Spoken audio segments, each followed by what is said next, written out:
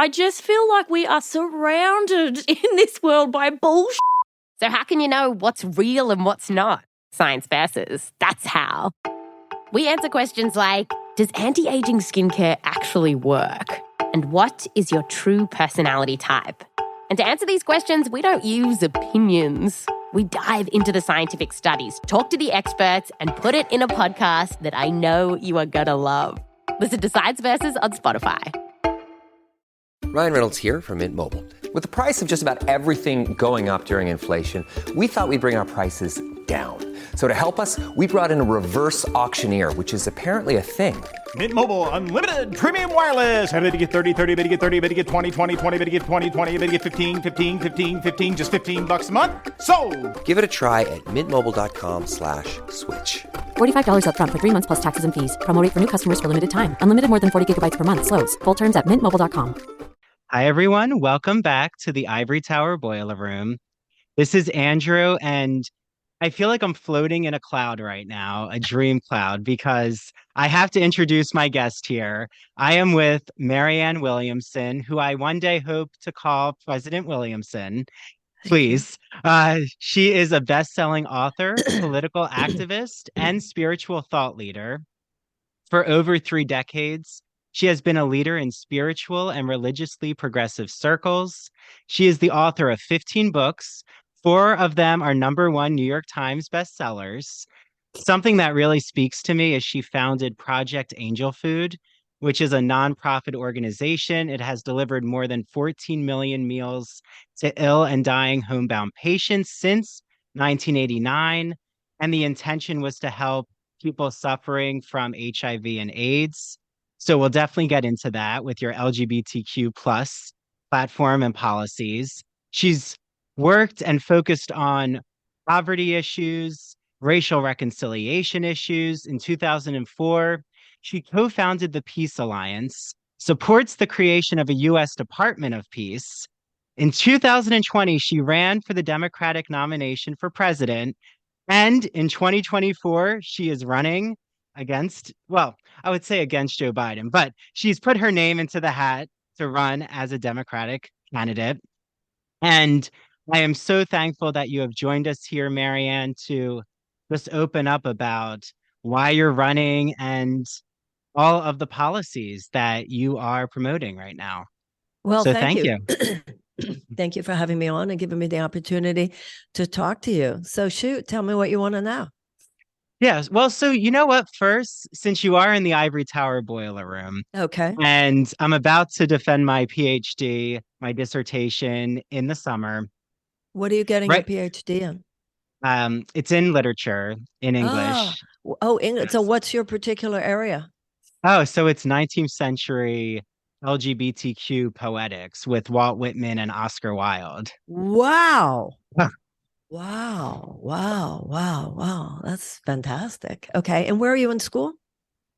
At Stony Brook University. Right. Yeah. Wow. Yeah, where Stephanie Kelton teaches. Oh, and I know Stephanie. So wasn't Whitman a New Yorker? Yes. Yep. Born and raised on Long Island. Yeah. Well, that's very amazing. And of course, it didn't end well in that area for Oscar Wilde, and really one of the great tragedies in LGBTQ history. Yeah. And exactly. Literature. Yeah. Yeah, that's actually what drew me to Wilde was that history of what happens when someone gets put on trial for this new idea of being a homosexual and all of that backlash. And unfortunately, I mean, let's start there. We sadly are in this anti-LGBTQ plus ravage that's happening with Southern states, with drag queens, with transgender people being under attack. You know, what's going on, do you think, Marianne? Well, what's going on is an explosion of mean-spiritedness that has occurred within the public imagination in the United States. You look at stories like Oscar Wilde and you're reminded that this is very, very serious, that there have been times in history, and there are still places in the world, let's not kid ourselves, where even today people are oppressed, who are in the LGBTQ plus community, who are oppressed, who are suppressed, who are imprisoned, and who are executed. Now, I don't see execution occurring here, but there is a trend of oppression and suppression. There is no doubt about it. And we do have to take a stand. I wish I could say that's hyperbole and, oh, it's just a moment and it will pass, but we can't afford to treat it like that. Homophobia, like antisemitism, like racism, these are ancient, malevolent factors in human consciousness. They become asymptomatic at their best, but they have throughout history a way of reappearing. And we must be vigilant on behalf of justice when they do, particularly as Americans, particularly in a society that is dedicated to the proposition that the country belongs to everyone, that all men are created equal, that all men are given by God inalienable rights of life and liberty and the pursuit of happiness. Now, at our best, we are constantly expanding that democratic franchise. Gay marriage, marriage equality was a movement where there was an expansion. In my lifetime, I've seen a real expansion of consciousness about gay people, which I think was brought about. You know, when the AIDS crisis happened, you really saw American prejudice on full display, but you also saw a transformation in that area that also occurred because of it. Now we're dealing with this anti-trans movement, very serious. I will be traveling at the end of this month to East Tennessee University for a protest there. This idea of criminalizing drag shows and everything that goes along with that, plus the particularly disturbing idea that they are putting into the public that somehow gay people, transgender people are dangerous for children. Now, when I was growing up and in my early adulthood, we went from the idea of it being preposterous, of course, for gay people to adopt children, to that becoming an accepted and acceptable and recognized as positive phenomenon. I was the godmother of two sons, parented by a gay man myself, who was then the godfather to my daughter. Now we're moving backwards, you know, in an individual life, just like in the life of a nation. It's not always a straight line. Sometimes it's 2 steps backward, 2 steps forward, 1 step back. But this is a very disturbing 1 step back. And as Martin Luther King said, injustice anywhere is a threat to justice everywhere. So we have to be having this conversation. We have to be talking about it. We have to keep it in the public dialogue so that more and more people will know to push back on these very unjust forces, which are now creeping into state houses all over this country, along with other neo-fascist and authoritarian acts, whether it has to do with, you know, I saw in Florida that Governor DeSantis wants everyone who is blogging about him to have to, quote unquote, register with the state. If you are even driving with an undocumented worker or having them in your home, you could be charged with a felony, all these kinds of things. So it's a time when all of us must be very alert, and not just alert for our own people. That I think we all need to exit our silos here a little bit. It doesn't matter if they're like you, they're Americans. And I think our dedication needs to be more than to just gay rights or transgender rights or rights of Black people or rights of Jews or anything like that. It has to be that, hey, we're all American. And on a broader scale, of course, we're all human, and not let the particular identity blind us to the larger realization that this is not just about any one of us or any one group. This is about all of us and what all of us have a right to in a free society. Yeah, well, and actually recently I was in Manhattan with my family, and it had happened. We were there on Sunday. And well, last week, I should say, when this comes out. And there was actually a drag story hour being protested by Proud Boys. And the LGBTQ protesters actually drove the Proud Boys out. Yeah. I'm not sure if you saw that. Yes. And, yeah. Didn't I read that Letitia James actually came to the, good for her. Yeah, it was her. I think she hosted the event. Good for her. The attorney, isn't she the Attorney General of New York? Right. That's way cool. Yeah. I thought that was great. And I saw one of the Proud Boys walking away and saying, well, I didn't come here to get beaten up. And it's like, yeah, now you know how we feel when you arrive on the scene. So yeah, it was great. Good on you, New York. Good on you. Yeah, but like you're saying, Marianne, I'm so glad that you are so adamant about this intersectionality of activism. This grassroots activism has to recognize all the marginalized groups coming together, that it can't just be one group fighting for their rights, because everything is part of this same system of oppression, isn't it? Everything with climate change emergency, LGBTQ rights being under attack, that the economic fallout that's happening right now, that it's not Well, just one isolated system. right. We ourselves acquiesce to a kind of divide to conquer strategy if we only identify with our group. I mean, even putting the word marginalized. I mean, anyone who is not, really, to be honest, anyone who is not representing either the ideological or economic propensities of what has become a kind of new ruling class in the United States is marginalized to some extent. Many Black people who are marginalized as Black people are not marginalized economically. Many gay people who are marginalized as gay people are not marginalized economically. That's why I think, going back to this idea that in America we don't do those things, is really our most powerful ideal and the greatest weapon against injustice. Yeah. Well, and because you are, I could ask you what so many journalists, reporters ask you, which is, why are you running this time again? But what I would really love, and I know we're going to get to that, Marianne, but what does democracy mean for you? Like, especially because you are running as a Democrat, like, what is Well, democracy? Well, yeah.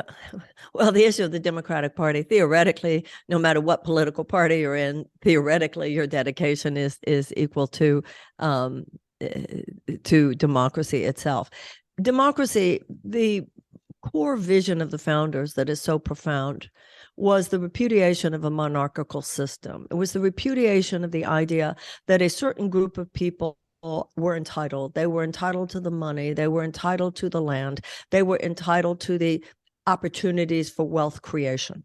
And basically, even when I was a child, I remember learning in school the idea of the divine right of kings. That was really the ideal. The idea was that God had given power to the king, the queen, and their rich friends, their rich cronies called the aristocrats, and the landed gentry. And basically, everybody else amounted to little more than a serf, living their lives in very limited structures. They would not be able to rise above their condition or their class.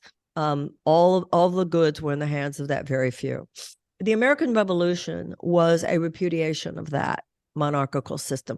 Obviously not perfect. Obviously, 41 of the 56 signers were themselves slave owners. No intelligent observer says that ideal was manifest. Nonetheless, it did occur in a way that was earth-shattering, in a way that posited for the founding of a nation the idea that God did not just give rights and power to the king or queen or to the aristocracy, but God gave power and rights to everyone, that all of us are created equal with these inalienable rights of life, liberty, and the pursuit of happiness. The reason the founders insisted on free public education, on free press, on right of assembly, right of a protest, because the idea, and once again, we know they only meant white men. They only meant white men. But once again, go from the ideal here, because it still informs our history. The idea was that no matter who you were, no matter where you came from, no matter what your station in life, no matter how much money you made, the wisdom within you, if brought to the surface, if you were informed, if you were educated, if you talked to other people, then more often than not, we could rely on the accumulated wisdom of the people to govern a country. That's huge. It was radical in 1776, and it's radical today. So while we never, from our beginning, manifest that ideal fully, it has been accepted throughout certainly the majority of our history that it is the role of every generation to, quote unquote, form a more perfect union. So to expand that franchise, we say, no, you can't have slavery. We're going to abolish it. No, you can't have the institutionalized oppression of women. We're going to pass a 19th Amendment. No, you can't have segregation. We're going to dismantle segregation and have civil rights legislation. No, you can't tell gay people they can't get married. That's one of the ways they pursue happiness. We're going to have marriage equality, and on and on and on. Now, that expansion of democratic rights and opportunities is the purpose of our civic lives. And we're living at one of those times where there is a shrinking, there is a diminishment of rights, taking away women's rights for reproductive freedom and so forth. So every generation has its own task. Every generation lives out its own struggle. And we're living at a time, as other generations have, where it's our turn to rise up and push back against unjust forces. I think the thing that's pretty unique in our generation, and by generation, I mean generation of adults, is that we started out with rights that are being snatched away. Very different than some generations who just said, well, women have never had the right to vote, but they should. There has been slavery, but there shouldn't be. We're like, wait a minute, what just happened? Why are you picking on trans people all of a sudden? You're right. So the larger story is just an of what other generations before us have been through. I think our, for you, PhD candidate, recognizing the importance of education, recognizing the importance of history.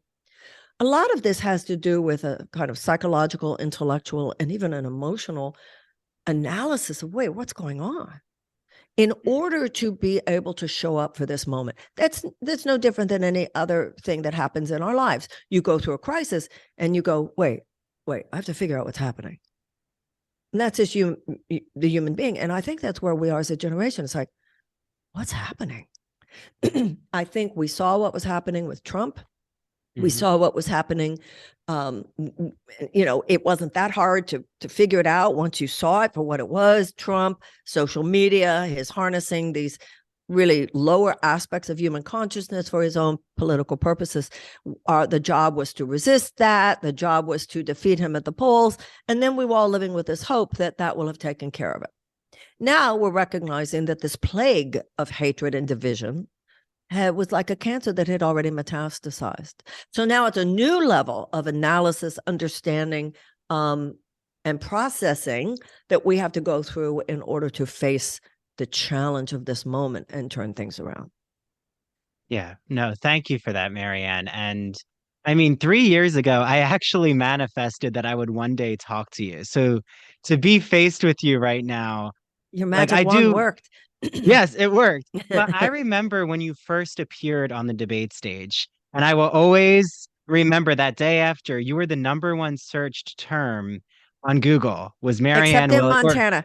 Except in Montana, because the governor of Montana was on the stage. So apparently in Montana, they said, who's that? That's our governor. So I think that's very funny that they Googled him. Like, who is he? He's our governor. I think that's very funny. But and then I remember you created your podcast and I started to absorb that. And when I listened to you read A Politics of Love, your recent book from 2019, that this harnessing love that you speak of as a political force is so powerful because you said, well, if Trump can harness hate and fear as a force for the people, I'm going to harness love. I mean, that's what you said on the debate stage, but you really lay out a political philosophy of love in your book. And we need that more than ever. So I was wondering, can you open up more about what you mean by this harnessing of love as a political tool? Well, I think people are beginning to realize that when hatred is speaking so loud, love cannot afford to whisper. A perfect example, the story you told me about New York, drag story hour, Proud Boys show up. What's the difference? We get it now. We get it now that people like the Proud Boys would show up to intimidate people who go there, to threaten people who go there. And we were ready for them this time. Not me, when I say the larger we. That was the harnessing of love. So the harnessing of hatred is looking at such factors as antisemitism, racism, homophobia, xenophobia, Islamophobia, misogyny, all of those things. And they go from thought to behavior, and then that behavior becomes collective, right? And that's very dangerous. So what is love collectivized? Love collectivized is things like the women's suffrage movement, is things like the abolitionist movement, is things like the civil rights movement, whatever the movements are in history, where people's dedication and conviction around justice and brotherhood goes from, yes, I agree with that, Two, I'm going to do something about it. You know, it's one thing to look at, let's say, a threat to transgender people and say, oh, I think that's terrible. I don't agree with that at all. And that's where most people of goodwill, which I like to believe is the vast majority of Americans, would be, oh, I don't believe in that. But at a time like this, I don't believe in that, or I don't agree with that, as a sentiment is not enough. Now, once again, it's an internal shift and activation that we have to go to, not on my watch. Not on my watch. I saw on Facebook, I saw on Twitter where that story hour is going to be. I know that the Proud Boys are coming, and I'm going to be there. That's the moment we're in. That is the moment we're in. Well, and why is fear? Because we're in this fearful, people not knowing what they don't know. I mean, it's more to it than that, but there's this, I mean, we see it right now, even with what's being done in our current news. We don't know whether Trump's going to be indicted. Is he going to be arrested? It's now become him trying to harness fear for his supporters to come and protest and do another January 6th. It is frightening, right, Marianne? But there's also, well, how can we combat that? Well, I don't know what there is to combat about that. This is the system working theoretically as it should. The legal system is working. The prosecutors are deciding that they wish to indict. I think we're seeing what's happening. The meeting with the grand jury today was canceled. We don't know what's going to happen. This is the system itself. This is actually the system working, and we'll see what happens. We'll see. So far, the president has called for massive protests about this. The former president has called for massive protests about this, and we're not at this point seeing those massive protests. So this is just the drama playing out, and all of us witnessing it. That of itself is not a problem. Yeah. Do you think we can breathe a sigh of relief that his supporters have lost steam in a way, that people are tired? We don't know yet. We don't know yet. That's an active drama. We don't know. There are those who fear that this could make him a martyr in the eyes of a lot of people. Being indicted for hush money given to your mistress isn't quite the level of stuff that can really make you feel like we got him. We got him technically. It was illegal. But I think this could go either way. This could go either way. Yeah. I mean, I really hope that, I'm not sure if you've been on Michael Cohen's show, but I hope eventually you get invited, because I hope, from what Michael Cohen has said, that this is just the beginning, the tip of the iceberg, that all of the other indictments start to fall into place. Well, Michael Cohen has a lot of motivation. It's almost Shakespearean, some of the stuff with these people, and might be true. Michael Cohen is doing a lot of talking. This is get your popcorn, watch the drama. But we can't even though these circumstances are significant, don't get me wrong, we mustn't let them detract us from the larger sweeping drama that lies beyond personality, that has to do with the larger ideological, cultural, and economic erosion of our democracy. And on that level, it could almost be argued that if it hadn't been Trump, it would have been someone else. Because the conditions for that kind of attack on our democracy and the vulnerability of millions of people to that kind of ideological capture, this country was ripe for that. And the reason this country was ripe for that, and you saw this in 2016, the reason this country was ripe for that was, as FDR said, we would not have to worry about a fascist takeover as long as democracy delivered on its promises. And what's been happening for decades is that democracy has not delivered on its promises. What does that mean? Well, in every other advanced democracy, people have universal health care, and they have tuition-free college, and they have free childcare, and they have a guaranteed living wage, and they have family leave, and they have paid sick leave. So why don't we have that?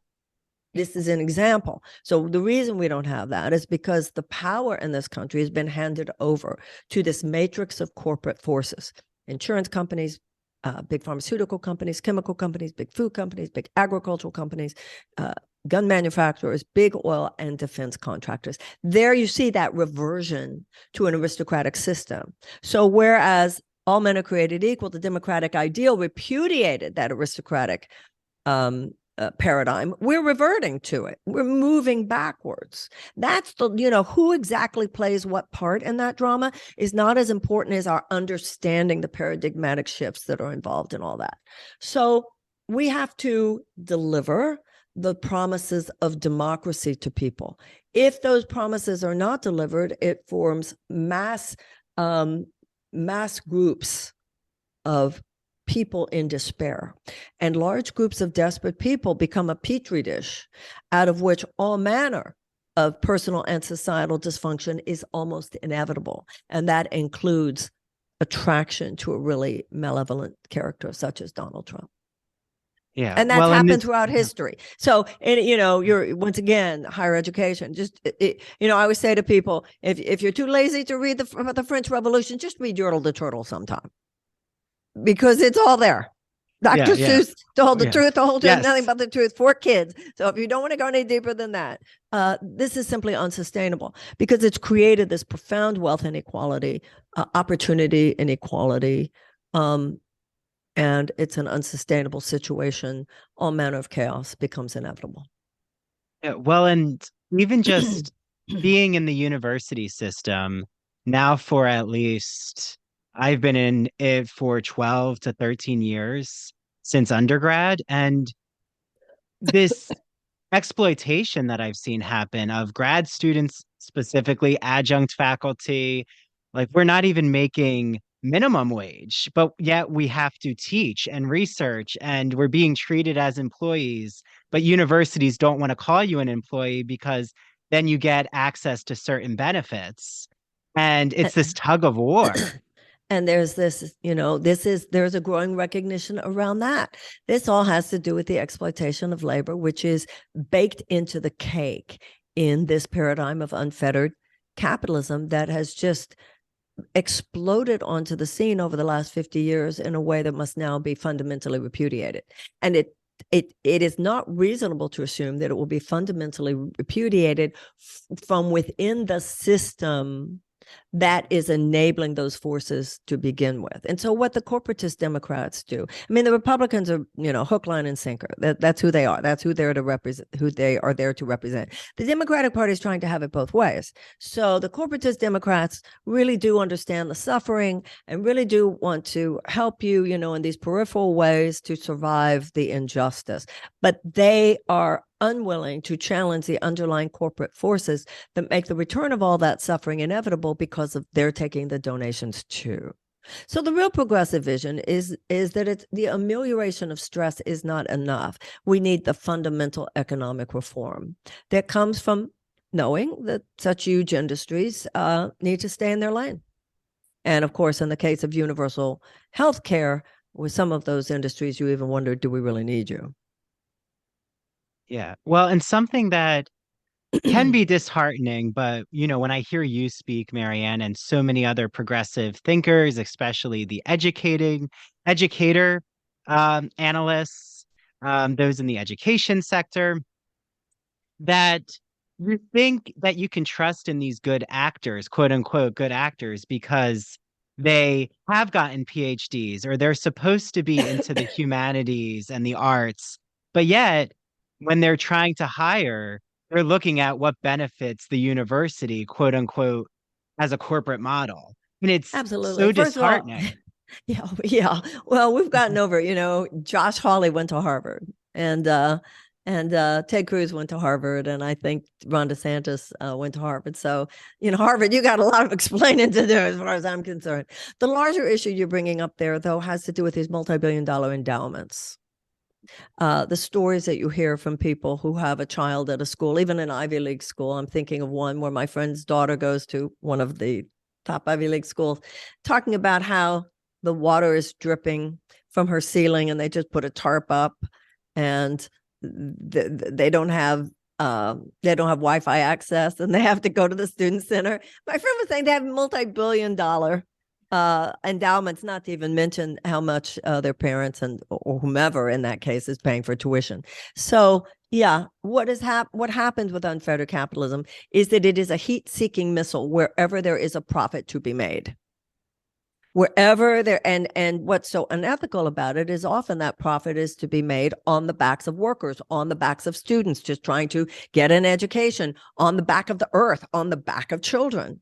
And until we recognize and are willing to say so and do something about it, the sociopathic nature of such a system that puts short-term corporate profits before all other considerations, before health, safety, well-being of people, planet, animals, then we will continue on what is now a profoundly self-destructive trajectory, not only for our democracy, but even for our planet.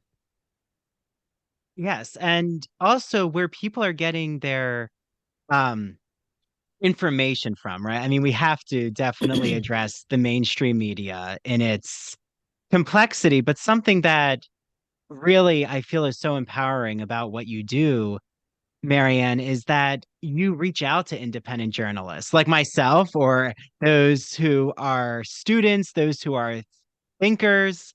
I'm thinking when you go on Barry Weiss's show, who I look up to as a journalist, that so many in politics wouldn't even want to speak to independent journalists. They would want to only talk to those in the echo chambers, CNN, MSNBC, Fox News, to be amongst that group. So why is it so important for you to reach out to grassroots journalism? It isn't like I'm eschewing them. It's that there is a media blackout.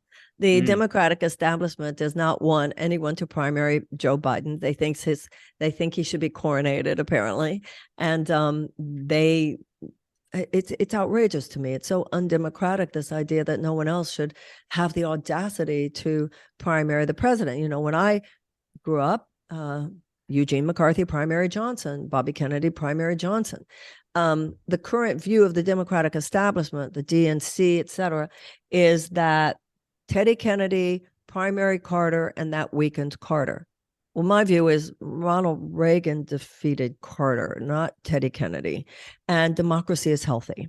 And how can you claim to be a party that stands up for democracy when you yourself are so afraid of it in your own house? So what's happening here is that the word has gone out to CNN. We will not have her on. The word has gone out to MSNBC. I was on one show to Jonathan Capehart, which I appreciate. Beyond that, apparently, no. CBS, the same.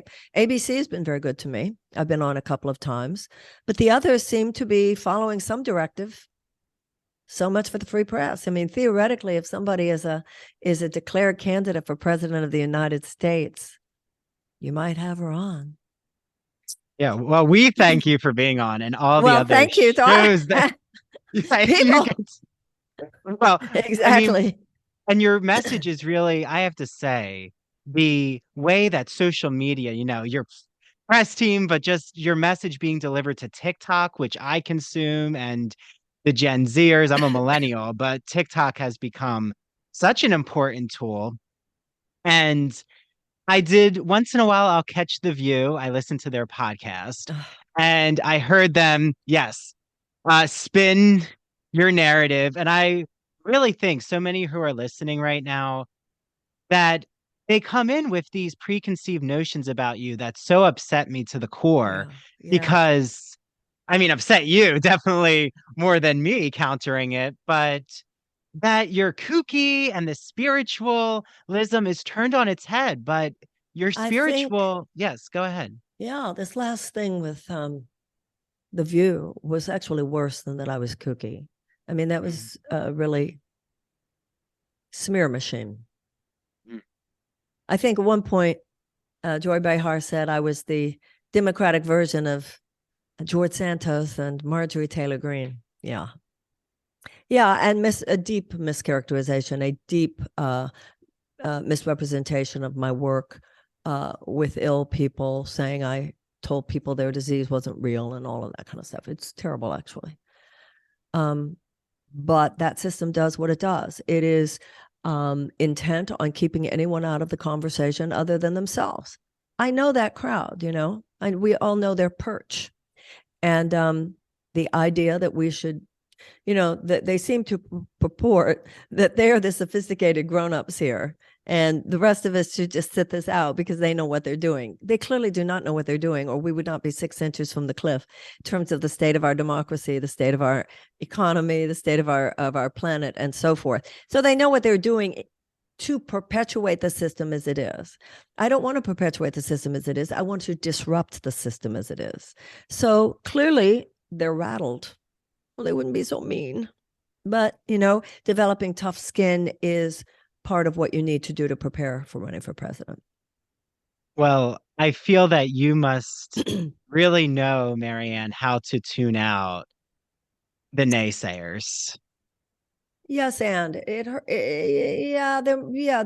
thing is, the way misinformation works, though, even people who think, oh, I'm not vulnerable to that, clearly are.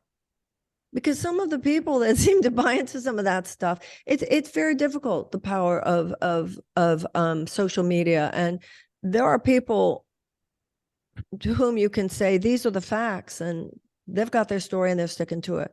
But I do think over time, and it's interesting watching, over time, truth outs. I believe that. That's powerful. Well, and to her credit, Sarah Haynes did say, why shouldn't Marianne run? Like, this is a democracy. So, which is true. We should have healthy competition, and and they shouldn't lie about people. No. Well, and did they even reach out to you, Marianne, to give you a chance? No, as a matter of fact, at the end, Whoopi Goldberg said, Marianne, you're going to have to work harder to get people to see you differently or something. And I put on Twitter, be glad to come on, to maybe convince them not to smear me, or at the very least to convince their audience that they are smearing me. And no response. Our press team reached out, no response. I think they know I'd lay down a few things if I was there. They don't want that. Well, hopefully you get that chance eventually. Well, you're not going to hold your breath, but no. I am curious. I don't go to bed at night saying a little prayer that I can be on The View. Well, has even President Biden's team reached out? Oh, they reach out plenty with the Karine Jean-Pierre mocking me from the presidential briefing stage. That was not a spontaneous moment.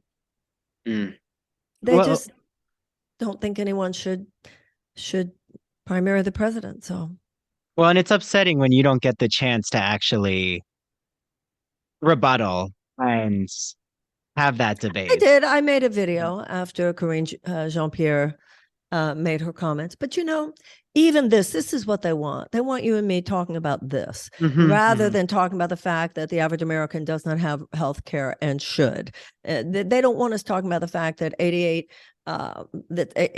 68,000 people a year die in this country because they do not have lack of health care. They don't want us talking about the fact that 1 in 4 Americans live in medical debt. They don't want us talking about the fact that 18 million Americans cannot afford to fulfill the prescriptions that their doctors give them. They don't want us talking about the $88 billion medical debt, none of which even exists in a country where there's universal health care. So this is what the media does. It's all about throwing dust in people's eyes. They don't want us talking about the fact that half of America's seniors live on $25,000 and less a year. They don't want that. They don't want us talking about the fact that a third of America's workforce lives on less than $15 an hour and can't afford a place to live, or the 600,000 homeless people in this country, or the 12 million hungry children. They don't want us talking about that. They don't want us talking about the fact that even though the president has said that that climate change is an existential crisis, that he has given more oil drilling permits than Trump did at this point in his presidency, and that he just okayed an $8 billion fossil fuel extraction ConocoPhillips big oil project that will be on the north slopes of Alaska. So this is all just a way, get her out of the conversation, blah, blah, blah, blah, blah, so that you don't listen to what I'm saying, to remind people that we have been trained to expect too little. Before the 1960s, there was tuition-free college in this country. In the 1970s, the average American worker had good benefits, could afford a home, could afford a car, could afford a yearly vacation, could afford one parent to stay home with their kids. and could afford to send their kids to college.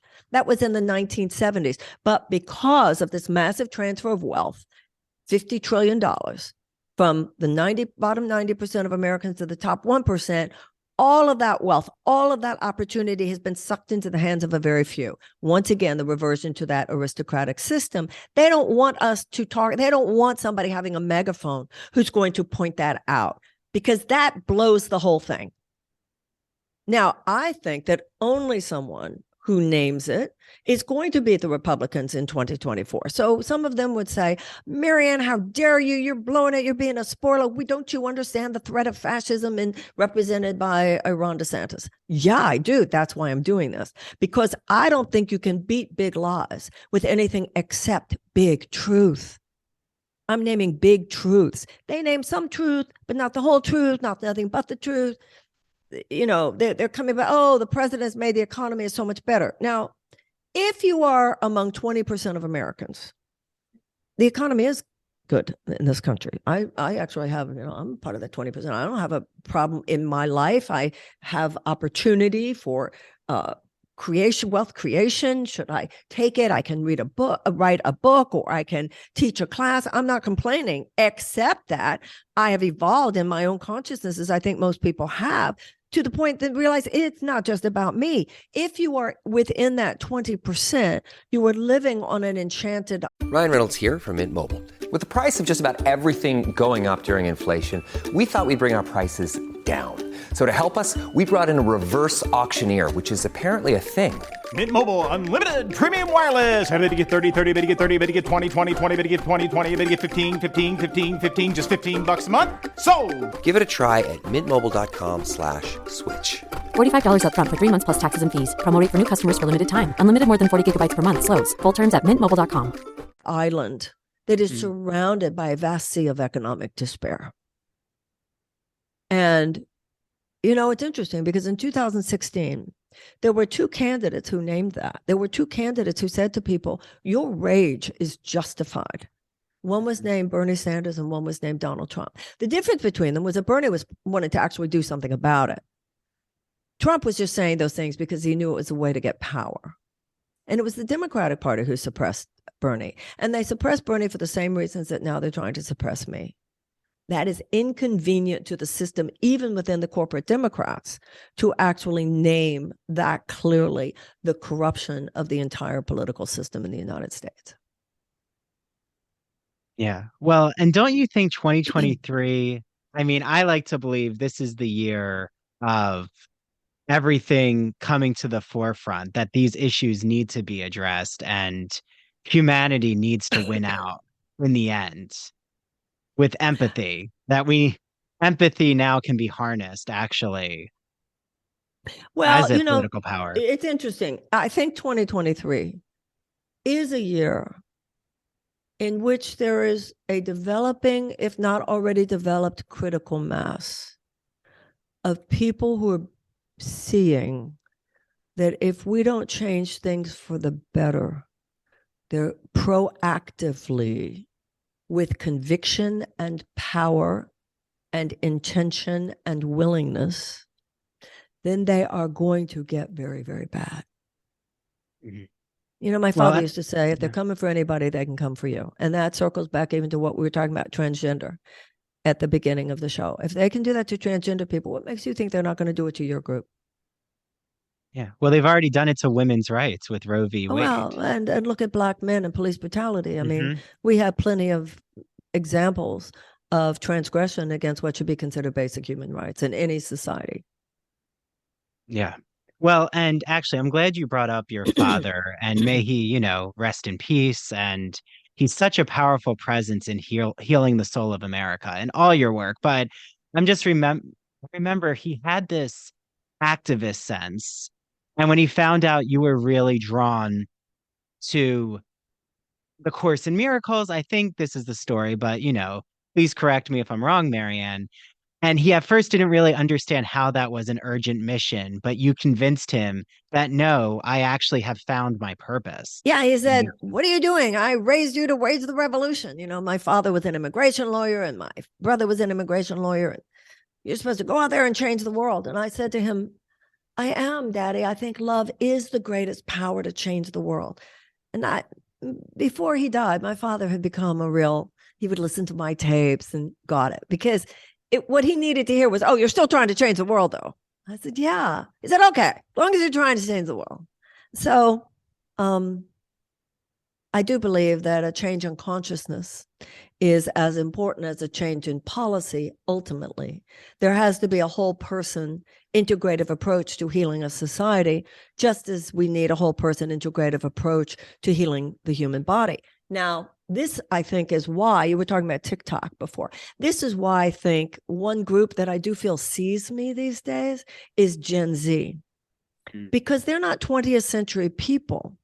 They weren't even born in the 20th century, a lot of them. Many of them just hung out as babies for a few years while they got their sea legs living on the earth. They're 21st century thinkers. And the 21st century mindset is not the old mechanistic Newtonian paradigm of the 20th century. James Jeans, a British physicist, said it turns out that the world is not one big machine, it's one big thought. So I feel with a lot of these Gen Z, they grew up with mothers who read books like mine, It's a more expanded view. You don't just treat the symptoms, whether you're healing a body or you're healing society. That's a much more natural conversation for many young people today.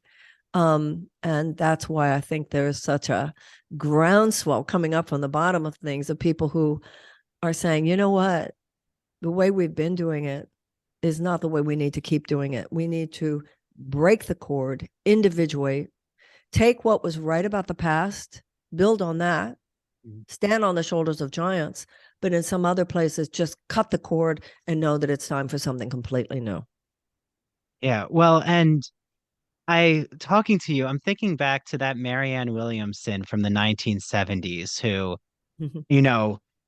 was so inspiring that I remember going to be a cabaret singer, maybe. You went to a theater and philosophy program at Pomona in California. Then you end up in New Mexico, living in a dome. And all those things are true. Yeah, but what do you think that Marianne would see about this Marianne standing before me right now? How would she have processed your journey? Well, when you're young, you sort of can't imagine getting older. You almost have a feeling that it won't happen to you. It's like your little secret. Oh, I'm not going to get older. I remember thinking when I was a younger woman, wow, I wonder what it's like to be like 50. I don't know how my younger self would process who I am now, but I know the way as an older self, I process my younger self. And I think this is true of many people. I look back and just wish I could say to my younger self, oh, relax. Enjoy every moment. Enjoy being young. Enjoy it. Enjoy it. Suck the juice out of it. Life will unfold. Everything that's supposed to happen will happen. Every lesson you need to learn will be placed in front of you. But don't even think about the future. Just be where you are and love every minute of it. That's what I wish, if I could say anything, when I was. Yeah. And then another thing about that, you're the same person at 70 that you are at 20, that you are at 7 years old. The spirit within us is the deeper essential truth of us, and it doesn't age. Yeah. Well, and do you feel like that nomadic life, we can call it, but that nomadic life you were living, it seems like all of those experiences, though, of just traveling across the country, which you did, Absolutely. it shapes who you are now. Absolutely. And I say that to people all the time, before you have children, before you are in situations where you have to be a certain place. I think the 20s are hard. I point that out to kids all the time. They're not a mental illness. They're hard. They're hard. It's a time of having to individuate, as you and I were talking about before. It's not necessarily an easy time, but it's a time when people should have the chance to take the great adventures and the journeys of life. That's why these college loan debts drive me nuts. I can't even imagine what it would be like to be in your 20s carrying tens of thousands of dollars of debt. I mean, this would mess with your head as a young person. Carrying debt at any time in your life is a difficult psychological pressure. And far too many Americans do. Billions and billions, hundreds of billions of people, hundreds of billions of dollars, not of people, hundreds of billions of dollars. But for people in their 20s to be carrying their debts when all they were trying to do was get educated, so that they could spread their wings, so that they could soar, so that they could actualize their own potential. It is so wrong that this would turn into a profit center. It is so immoral. And that's why these debts should be eradicated. They should never have been there. This society has to atone and make amends. This is why people who were put in prison for marijuana, they should never have been there. So we have to make right. We have to make right with some of the mistakes of our past in order to move forward and have the future that we want in this country. Yeah. Well, and what do you say to those who, I mean, we always hear it. It does irk my soul, as I'm sure it does yours. But the ones who feel that meritocracy mindset of, well, I had to pay for it, then why do those who did take out the loans, why are they being given loan forgiveness? It's It's a very selfish attitude. It's like somebody saying, why did I have to, with somebody who's going to be let out of jail for marijuana charges, going to say, well, I think everybody after me who smokes marijuana should go to jail. I had to go to jail. They should go to jail. My father grew up very poor and lived through like the worst ravages of the Depression. He didn't look at his children and say, well, it should be tough for you because it was tough for me. He looked at his children and thank God society has advanced and my children will not have to go through this. But he never let us forget what it was like. And he never not so much in his life, but in other people's lives when we would see them. So that's just an attitude that I don't believe represents the better angel of our nature. I don't want someone to suffer just because I suffered. I want to feel happy that they won't have to. Listen, everybody's going to have their own trials. Everybody's going to have their own challenges. You don't have to worry about that. Everybody's going to be carrying their own burden. But let's not purposely make it more difficult for people just so that somebody over there can make more money. It's just wrong. It's unethical. It's immoral, and it needs to stop. Yeah. Well, the better angel of our nation is so powerful of a saying, Marianne. And, as we're nearing the end of our time, there's something I always think about. I mean, I was raised Catholic, but I discovered my Jewish roots with my family. And really? Yes. So where was that? Actually, well, both on my mom's side, it's more we can trace it easier because they were Ashkenazi, but it's at least like 3 generations ago. Wow. And then on my dad's, there's this Sephardic ancestry that we've learned about because a relative traveled to Italy and they couldn't find our name. And they said, oh, well, most likely a name like that would have been a family from Egypt who left and fled to go to Italy to establish a Jewish life in the south of Italy. So, wow. Yeah. But a lot of that from my family, there's a lot of trauma. There's a lot of secrets that people don't talk about. And I said, I'm going to air this all. Like, I need to find my own discovery. I need to understand what spirituality means to me. So when I've read your work, I've heard your lectures, I keep thinking of that idea of the mitzvah, of the Jewish idea of community spirit, community empowerment, right? Being here for the moment and helping each other. Do you feel that is a huge part in your life, is being present with everyone who you interact with to try to empower each other? Well, I think that's an essential spiritual theme at the heart of all great religions, that we love one another, that we do justice, that we love mercy, that we walk humbly with our God. Whether you're talking about Islam, Judaism, Christianity, Buddhism, Hinduism, or any secular philosophy of righteousness and ethics, we are hardwired for connection. I think that's one of the roots of our mental health crisis. Our system separates us, sets us against each other. And that's not our natural state. Our natural state is to reach out to each other. Our natural state is to care for one another. Our natural state is to live in community. And I think what people are beginning to see now is that if we don't rediscover that, we're going down. Mm-hmm. So I think people are seeing the urgency of this moment, and whether they are finding the directive and the guidance for that kind of evolution and transformation within ourselves through a religious or spiritual practice, or just an ethical awakening, doesn't matter so much. What matters is that there is an evolution of consciousness that's going on within us and within our civilization, which I believe is the only hope for mankind at this point. Yeah. Well, I think you have said so much here, Marianne. I've really appreciated, and I thank you for your time. I think you've laid out what an America 2.0 looks like in all of its practicalities. I am so thankful you're running. This has meant so much. Thank you. Thank you so much. And all of your listeners can go to Marianne 2024 if they want to join the process. Yes. And how can they follow your campaign and also you on social media? Just go to Marianne2024.com, throw in $3 if you can, $5, whatever is right for you. Follow me on Twitter, Mara Williamson, Instagram, TikTok, as you were mentioning, Facebook. I'm out there. I'm not hard to find. Yeah. Well, I can't wait for everyone to hear this. And again, Marianne Williamson, to say that I've gotten to meet you, this has been a true pleasure. Thank you so much. God bless. Talk to you later. Bye. Talk to you later.